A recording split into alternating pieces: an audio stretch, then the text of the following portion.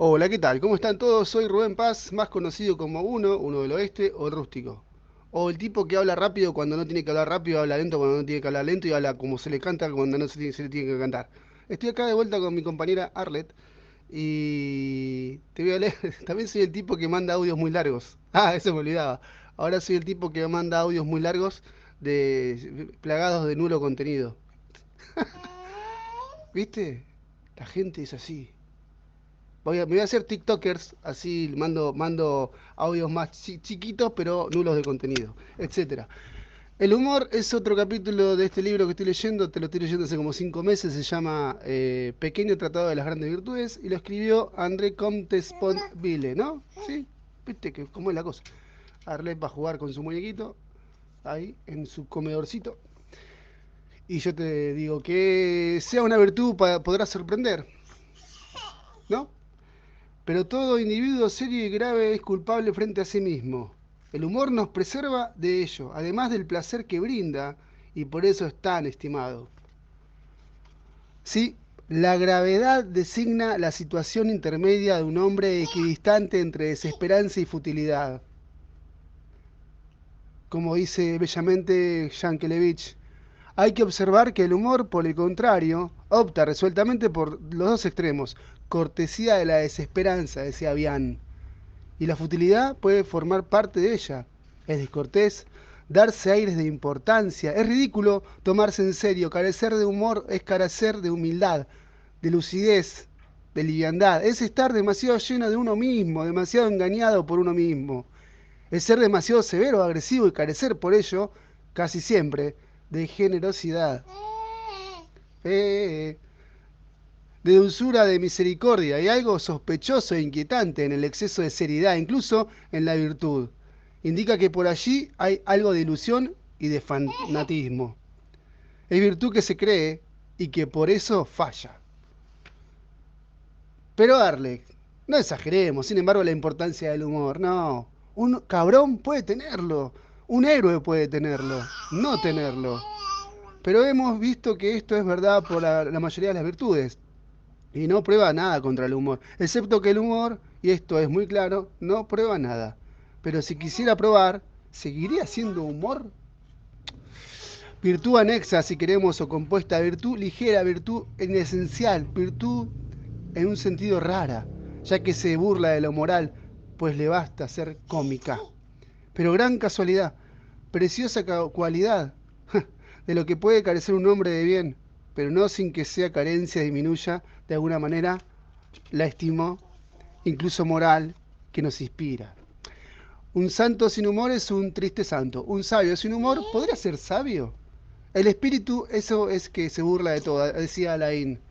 Y por eso el humor forma parte con derecho pleno al espíritu. Esto no impide la seriedad en cuanto concierne a los demás, a nuestro compromiso y responsabilidad, a la conducción de nuestra propia existencia. Sí, sí. Pero el humor impide engañarse o satisfacerse demasiado con uno mismo. Vanidad de vanidades.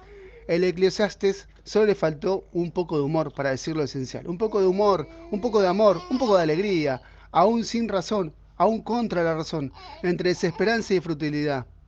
Sucede que la virtud está menos en un justo medio que la capacidad de abarcar con una sola mirada o una sola sonrisa los dos extremos entre los cuales vivimos y evolucionamos. Extremos que se reúnen en el humor. ¿Hay algo que no sea desesperante para una mirada lúcida? ¿Hay algo que no sea fútil para una mirada desesperada? Esto no impide la risa, e incluso si es sin duda lo mejor que podemos hacer. ¿Qué valdría el amor sin alegría? ¿Y qué la alegría sin humor? La lucidez enseña que todo es irrisorio, excepto lo trágico, y el humor agrega, con una sonrisa, que eso no es trágico. ¿Verdad del humor? La situación es desesperada, pero no es grave. Y Arlet, te digo que la tradición opone la risa de Demócrito a las lágrimas de Heráclito. Demócrito y Heráclito. Recuerda a Montaigne. Fueron dos filósofos. El primero, estimado, vana y ridícula la condición humana. Solo se mostraba en público con semblante burlón y sonriente. Demócrito, ¿no? Heráclito, que sentía lástima y compasión de nuestra condición, mostraba siempre el mismo rostro afligido y los ojos llenos de lágrimas. No faltan, por cierto, razones para reír o llorar. ¿Qué actitud es mejor? Lo real no decide, ya que ni se ríe ni llora. Eso no quiere decir que tengamos opción, o por lo menos no implica que la opción dependa de nosotros. Diría más bien que la opción nos constituye, nos penetra, risa o lágrima, risa y lágrimas. Que oscilamos entre esos dos polos, algunos inclinados hacia aquí, otros hacia allá. Melancolía contra alegría no es tan sencillo. Montaigne, que tenía sus momentos de tristeza, de repugnancia, de fatiga, sigue prefiriendo a Demócrito. Prefiero el primer humor, explica. No porque sea más agradable reír que llorar, sino porque llorar es más desdeñable y nos condena más que reír. Y me parece que nunca nos podrían despreciar bastante según nuestros méritos. Llorar sería tomarse demasiado en serio, ¿no? Más vale reír. No creo que haya en nosotros tanta desgracia como vanidad, ni tanta malicia como estupidez.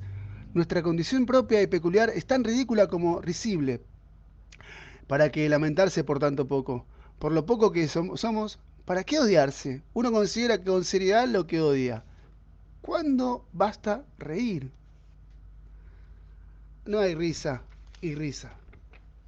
Y pero hay también risa y risa.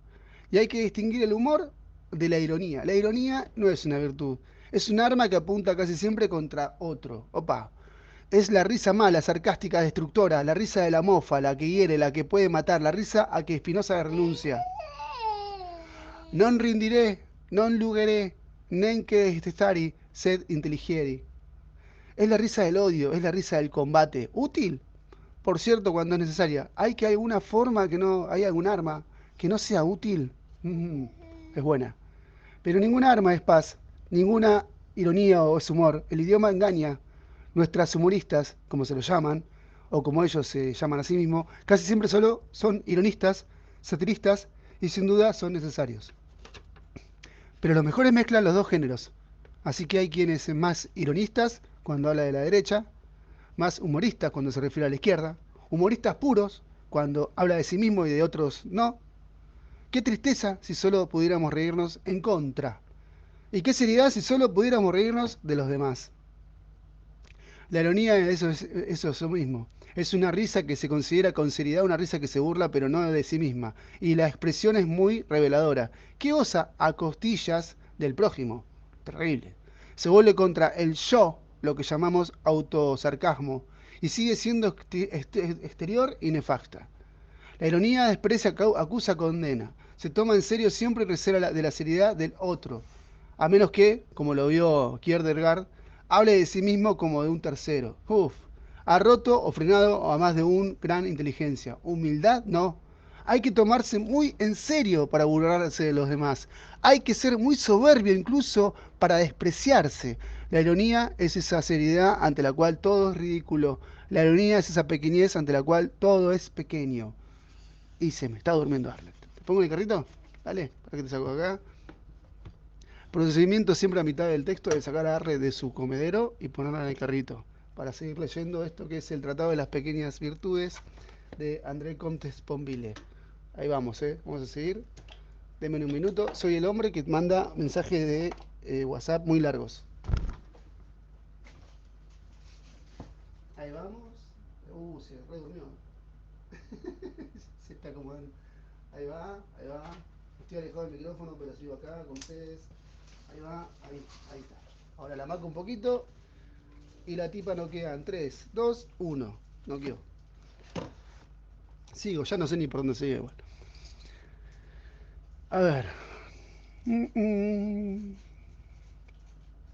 La ironía busca valer, el humor busca su propia abolición. No podría ser permanente ni erigirse en sistema, ya que, de ser así, solo sería una defensa como cualquier otra y ya no un humor. Nuestra época lo pervirtió.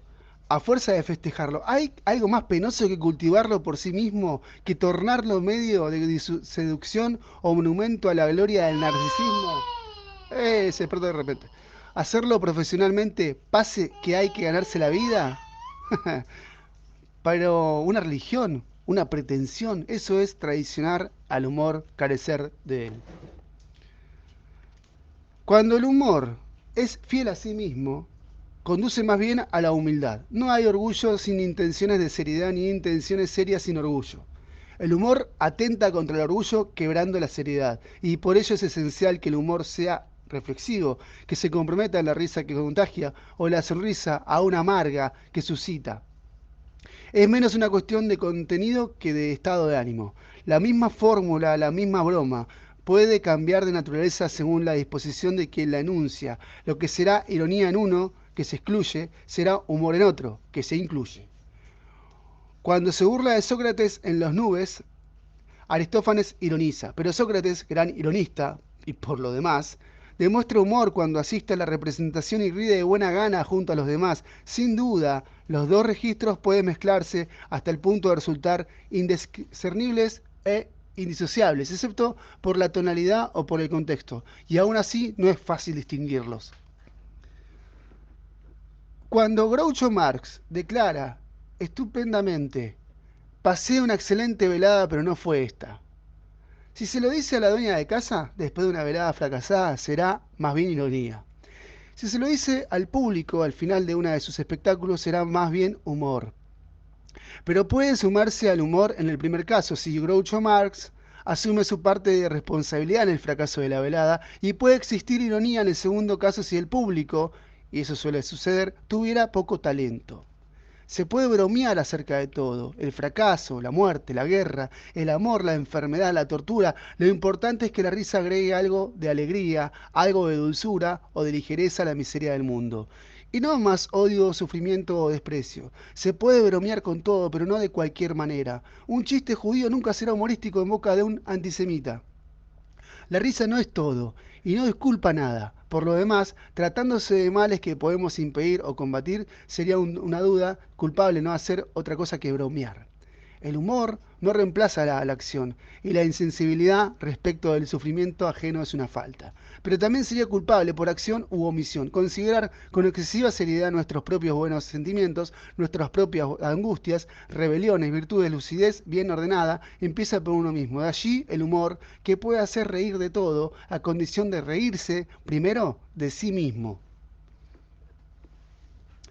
Lo único que lamento, dice Woody Allen, es no ser otra persona. Pero al decirlo lo acepta. El humor es una conducta de duelo. Se trata de aceptar aquello mismo que nos hace sufrir, lo que nuevamente lo distingue la ironía, conducta más bien asesina. La ironía hiere, el humor cura. La ironía puede matar, el humor ayudar a vivir. La ironía quiere dominar, el humor libera, la ironía es despiadada. El humor es misericordioso, la ironía es humillante, el humor es humilde.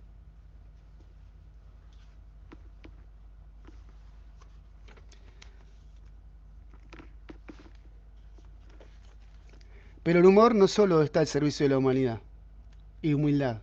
Vale también por sí mismo, transmuta la tristeza en alegría. Entonces el odio en amor o en misericordia, diría Spinoza, la desilusión en comicidad, la desesperanza en gozo, desarma lo serio. Pero también, y por ello mismo, el odio, la cólera, el resentimiento, el fanatismo, el espíritu, el sistema, la mortificación y hasta la ironía. Reírse primero de uno mismo, pero sin odio, o de todo, pero solo en cuanto en tanto una forma parte de ello, y lo acepte. La ironía dice no, a menudo fingiendo decir sí. El humor asiente, asiente a pesar de todo, asiente aunque es un asentimiento, incluso a todo lo que el humorista es incapaz de aceptar como individuo. Duplicidad, casi siempre. En la ironía no hay ironía, sin simulación, sí una parte de mala fe. Ujú. Casi nunca en el humor, ¿acaso un humor de mala fe sería humor?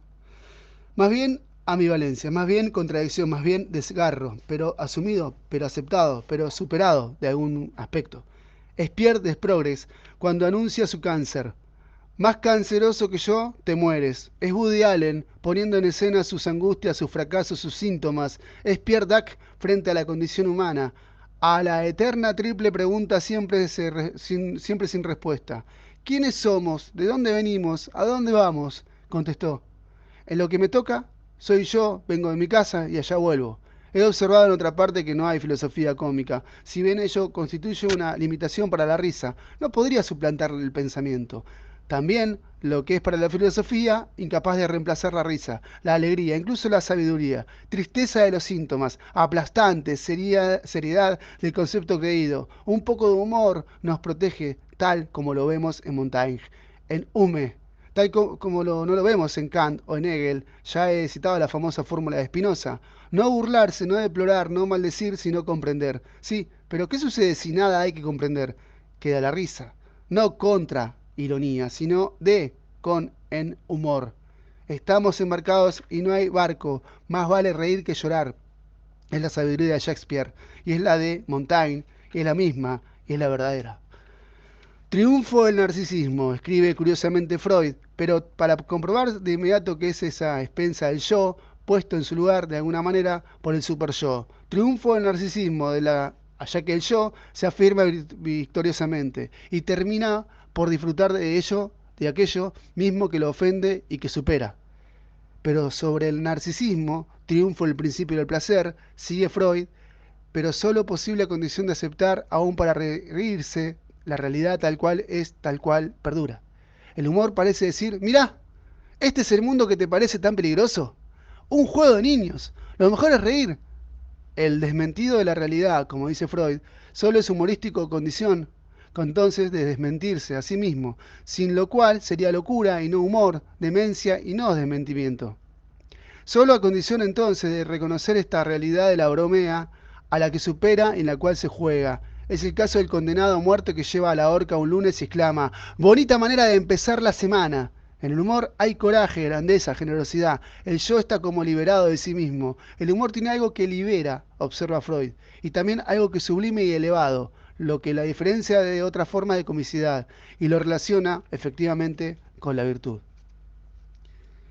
Y esa es otra diferencia fuerte entre el humor y la ironía, ya que esta última degrada, jamás es sublime, nunca generosa. La ironía es una manifestación de la avaricia, escribe Bobin, el crispamiento de una inteligencia que aprieta los dientes antes de soltar una sola alabanza. El humor, a la inversa, es una manifestación de la generosidad. Sonreír de lo que amamos es amarlo. Dos veces más. ¿Dos veces más? No lo sé. Digamos que es amarlo mejor, con más ligereza, con más ingenio, más libertad. La ironía, por el contrario, solo sabe odiar, criticar, despreciar. Dominique Nogues acentúa demasiado el rasgo, pero indica la dirección adecuada cuando resume la oposición entre humor e ironía en estas pocas líneas, y especialmente la fórmula que las concluye. El humor y la ironía reposan idénticamente, en uno no coincide entre lenguaje y realidad, pero en el humor sentida con afecto y cual un saludo fraterno a la cosa o persona designa; en la ironía, por el contrario, como la manifestación de una posición escandalizada, despectiva o budiosa. Humor es amor, ironía es desprecio. En cualquier caso, no hay humor sin un mínimo de simpatía, lo que fue observado por Kierkegaard, porque el humor advierte siempre un dolor oculto, incluye también una simpatía de lo que la ironía carece. Simpatía en el dolor, simpatía en el desamparo, simpatía en la fragilidad, en la angustia, en la vanidad, en la falta de significado universal de todo. El humor tiene que ver con lo absurdo, con el nonsense, como dicen los ingleses, con la desesperanza. Esto no quiere decir que cualquier propósito absurdo sea cómico, ni tampoco si entendemos por absurdo algo que no significa nada, que puede serlo, solo por absurdo algo que no significa nada. Solo reírnos, en cambio, de lo que tiene sentido, pero a la inversa, no todo sentido es cómico, y a la mayoría, evidentemente, no lo son. La risa no hace del sentido ni del sinsentido, surge del paso del uno al otro. Hay humor cuando el significado vacila, cuando se muestra mientras es derogado, en el gesto evanescente, pero como suspensión en el aire, como agarrado al vuelo por la risa de su pretensión, desesperación. Por ejemplo, Groucho Marx, al examinar a un enfermo, dice: a mi reloj se detuvo, a este hombre está muerto. Eso tiene sentido sin duda y solo es cómico porque lo tiene. Pero el sentido que tiene no es posible, excepto por abstracción, ni plausible. El sentido queda derogado en el instante mismo en que se presenta, o más bien, solo se presenta, ya que si estuviera totalmente abolido, no nos reiríamos. En proceso de abolición. El humor es una trepidación del sentido, una vacilación del sentido, a veces una explosión del sentido en suma. Siempre un movimiento, un proceso, pero concentrado, comprimido, que puede, por parte, permanecer cercano a su origen, la seriedad del sentido. O por el contrario, aproximarse más a su desagote natural, el absurdo del sinsentido. Y acentuar así, como todos podemos observar, tal y cual matiz o modulación en una infinita batería de casos. Pero me parece que el humor está siempre entre los dos, en este brusco movimiento atrapado en camino congelado en el instante, entre sentido y sin sentido. Demasiado sentido no alcanza a ser humor, a menudo es ironía, sentido exiguo ya no es humor, solo es absurdo. Nos encontramos con un justo medio casi aristotélico. El humor no es en lo serio, todo tiene sentido ni lo frívolo, nada tiene sentido. Es un justo medio inestable o equívoco o contradictorio que devela lo que hay de frivolidad en lo serio y de serio en lo frívolo. El hombre de un buen humor, diría Aristóteles, ríe como se debe, ni demasiado ni poco, cuando se repertinente de lo debido. Pero solo el humor decide, porque puede reír de todo, incluso de Aristóteles, incluso del justo medio, incluso del humor. Reiremos tanto mejor, o el humor será más profundo, si el sentido concierne a zonas más importantes de nuestra vida, o cuando lleva, aparejados, a hacer vacilar paneles más vastos de nuestra significación, de nuestra creencia, de nuestros valores, de nuestras ilusiones, de nuestra seriedad. Digamos, a veces, parece que el pensamiento implosionara. Por ejemplo, cuando Lichtenberger evoca su famoso puñal sin hoja al que solo le falta el mango. Otras veces es la vanidad de tal o cual ambición contemporánea, por ejemplo la de la velocidad en algún campo particular. Tal es el caso del método de lectura rápida de ley, la guerra y la paz en 20 minutos. Cuenta Woody Allen, es acerca de Rusia. Otras veces, ese sentido mismo de nuestra conducta a reacciones, lo que está en juego, fragilizado o puesto en cuestión, embrollado, nuestros valores, nuestros parámetros de referencia, nuestras pretensiones. Nuevamente, Woody Allen siempre lleva conmigo una espada para defenderme. En caso de ataque, aprieto la empuñadura y la espada se transforma en bastón blanco. Entonces alguien me ayuda. En este último ejemplo, podemos observar que hay menos un pasaje del sentido al sinsentido, que de un sentido, la fuerza viril de la espada, he aquí un hombre dispuesto a pelear, a otro, el ardid, algo cobarde, el bastón blanco. Pero este paso de un sinsentido a otro y de lo estimable a lo ridículo lo fragiliza a uno y a otro le da la razón. Por lo menos virtualmente. Al sentido, incluso otras veces los ejemplos que siguen son todos originados de Woody Allen, se expresa angustia pero de manera absurda y por ello como exorcizada o puesta a distancia. No le temo a la muerte, pero cuando venga quiero estar en otra parte. O bien, son nuestros sentimientos los relativizados o los que se relativizan entre sí. ¿Qué es mejor, amar o ser amado? Ni lo uno ni lo otro. Si nuestro colesterol está por encima de 5,35. En fin. Porque voy a interrumpir ya que los ejemplos son infinitos. Siempre hay un sinsentido que pone en duda, siempre una seriedad de que alejarse. Finalmente, entonces, otras veces son nuestras esperanzas las que develan lo que en ellas hay de problemático. La eternidad es larga, sobre todo hacia el final. De sórdido. Si Dios solo me diera una prueba de su existencia, si me depositara una gran suma de dinero en un banco suizo, por ejemplo, o de improbable. No solo Dios no existe, intenta encontrar un plomero durante el fin de semana. Hasta aquí he seguido a Woody Allen, que lo merece sobradamente. Freud, que lo habría apreciado, no tuvo la suerte de conocerlo. Gozaba recordando un aviso publicitario norteamericano de pompas fúnebres. ¿Para qué vivir si se puede ser enterrado por $10? Agregaba este comentario. Tan pronto nos interrogamos sobre el sentido y el valor de la vida, estamos enfermos, ni uno ni otro exige objetivamente, lo revela el humor, y con ello se divierte en vez de llorar. Esto nos acerca nuevamente a Kierkegaard. Fatigado del tiempo de su sucesión sin fin, el humorista se libera de un salto y encuentra un alivio humorístico en la comprobación del absurdo. Pero Kierkegaard no se trataba tanto de la verdad del humor como de su falsificación, su retractación o de su revocación. Lo que traiciona su verdadera vocación, que es llevarle de la ética a lo religioso, ser así la última etapa de la existencia interior antes de la fe, ser incluso el incógnito de la religiosidad en la ética, tal como la ironía es el incógnito de la ética en la estética.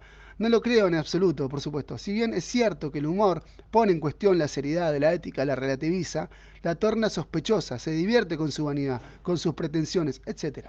También pone en cuestión la seriedad del esteta. Cuando es serio, en el snob, en el mujeriego, o más bien, a menudo, esa seriedad más frecuente, más esencial del hombre religioso. Reírse de la ética en nombre de un sentido superior, por ejemplo, en nombre de la fe. No sería humor, sería ironía. El humor se ríe más bien de la ética, o de la estética, o de la religión.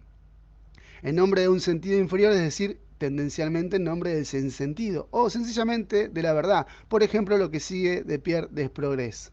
El Señor ha dicho, amarás a tu prójimo como a ti mismo.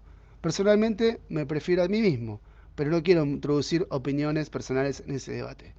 O esta que es de Woody Allen, siempre obsesionado por la idea de la muerte. Medito constantemente y no ceso de preguntarme si existe una vida ulterior. Si hay una, ¿pueden cambiarme un billete de $20?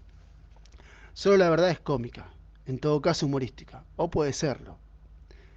Y por eso el sinsentido tan frecuente nos divierte, porque nada es verdad en el sentido excepto que por la seriedad significativa que le atribuimos. A lo que el humor nos suprime, ya que no se puede bromear siempre porque no se debe, porque el humor supone para ser risible, pero de algún modo se conserva el sinsentido. Pero a lo que relativiza distancia, fragilidad, felizmente, y de lo cual, en fin, nos libera, ya que se puede bromear acerca de todo sin abolirla, ya que el humor no altera lo real y nuestros deseos, nuestras creencias, nuestras ilusiones son parte de lo real, el humor es una desilusión alegre. Por eso es doblemente virtuoso. O puede serlo. Como desilusión concierne a la lucidez, es decir, a la buena fe. Como alegría atañe al amor y a todo. El espíritu, repitamos con Alain, se burla de todo. Cuando se burla de lo que detesta o desprecia es ironía. Cuando se burla de lo que ama o estima es humor. ¿Qué amo más? ¿Qué estimo con mayor facilidad? A mí mismo, decía Desprores. Eso dice bastante sobre la grandeza del humor y sobre su escasez. ¿Cómo no va a ser una virtud? Arles se durmió y yo te terminé de leer El humor, uno de los capítulos del gran libro Pequeño Tratado de las Grandes Virtudes de André Comte Sponville. Soy Rubén Paz, el uno del oeste, el rústico, o el tipo que te manda mensajes de WhatsApp larguísimos y también lee rápido.